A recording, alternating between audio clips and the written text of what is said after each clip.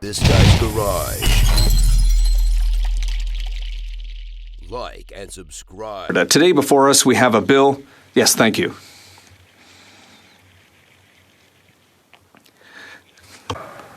Bill that partly reverses the damage that this Prime Minister has caused.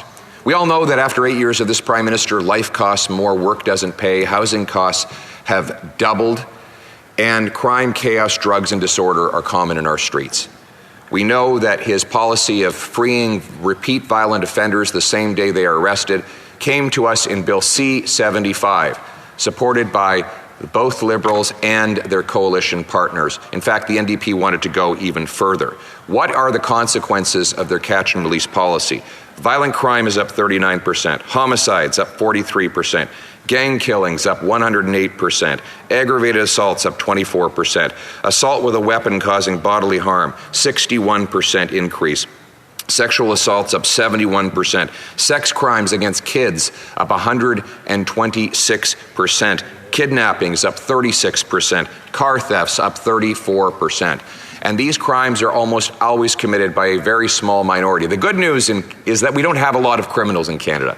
The bad news is they're very productive. And they're allowed to be productive because of the catch and release policies passed in Bill C-75 that allow an offender to be arrested often within hours of his latest crime. Now, in Vancouver, the police had to arrest the same 40 offenders 6,000 times. Wow. Because the police and the system was required to release them under this Prime Minister's Bill C-75. The bill before us today partly and modestly reverses the catch and release bail system that this Prime Minister created, but does not go far enough. Our policy is very clear. A conservative government, a common sense conservative government led by me, will bring in jail and not bail for repeat violent offenders. Those offenders with a long rap sheet, newly arrested, will be ineligible for bail. Now, when we brought in policies of this sort under the previous Conservative government, and we not only reduced crime by 25%, we actually reduced incarceration rates. Now, this was against all of the rhetoric of the radical left, who said that we'd have to build mega prisons to accommodate all the criminals. In fact, our laws were narrowly targeted at the worst repeat offenders, and they scared the rest of the criminals away.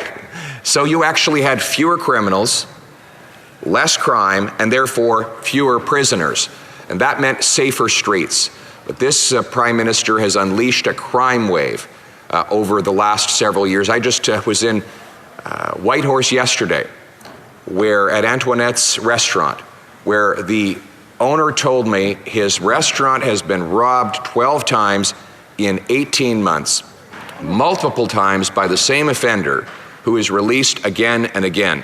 In fact, the police told them they were going to stop arresting the offender because it wasn't worth the time of having him arraigned and being released almost immediately. It was easier and more cost-effective to just leave the thief on the streets and let him do his business. That is how broken our criminal justice system is after 8 years of this Prime Minister. And now he's appointed a radical justice minister who says that crime is all in Canadians' heads. It's their imaginations that have gone wild. But the data proves otherwise. It turns out that Canadians are right, Conservatives are right, and a common sense Conservative government will fix the mess they made, fix what's broken with jail and not bail. Now let's bring it home.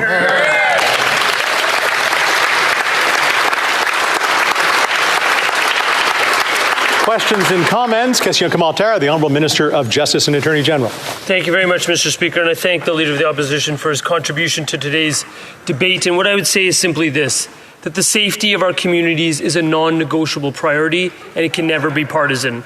Like parents across this country, I need to know that my sons are safe when they're on their way to school each and every morning.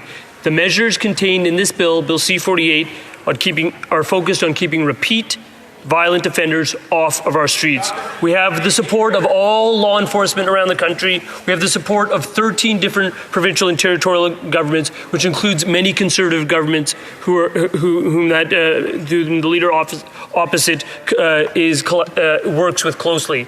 The one Conservative that is missing or equivocating on this issue is the Leader of the Opposition. I want to ask him about a statement he gave to journalists where he said, quote, "We'll pass it this afternoon. In fact, call the minister. Tell him I'm happy to bring back Parliament today. We'll pass bail reform by midnight." Was the Leader of the Opposition being honest when he made that statement? Honourable Leader of the Official Opposition. Yes. In fact, I would have undone the Liberal bail law C-75 the day it was passed 6 years ago.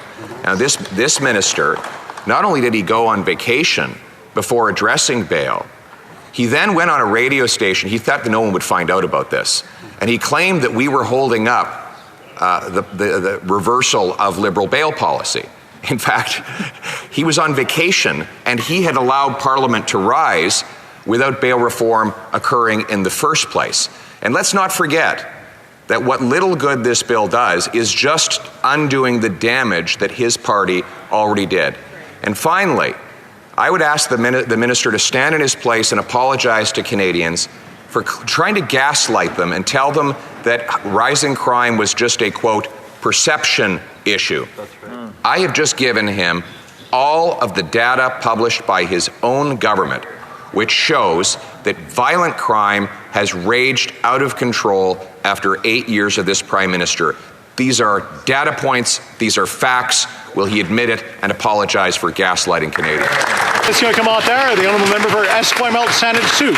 Thank you very much, Mr. Speaker. You know, we have a bill before us today that has support of all the premiers and broad support in the law enforcement community, and which incorporated many of the things that the Justice Committee studied and recommended in the hearings that we conducted. And so, since we've already had hearings, we have broad support from the premiers, and we appear to have at least some level of support from all the parties, I'm back to the original question to the Leader of the Opposition. Is he serious about passing this? Even if it's not the perfect bill for him, but can we get this done, get this passed expeditiously? Is he serious about this or not? The Honourable Leader of the Official Opposition, very short. We're the only party that has been serious for the last 8 years about this. That member, along with the NDP, has voted to release repeat violent criminals into his community. He has helped unleash a crime wave on Vancouver Island. He has brought about his policies. Both NDP and Liberal have brought about tent cities, chaos, drug overdoses, and his only solution has been to ban the hunting rifles of the decent, hardworking, law-abiding people who live on Vancouver Island. Mr. Speaker, the NDP is totally out of touch. Common sense Conservatives will stand up against crime and for hunters on Vancouver Island.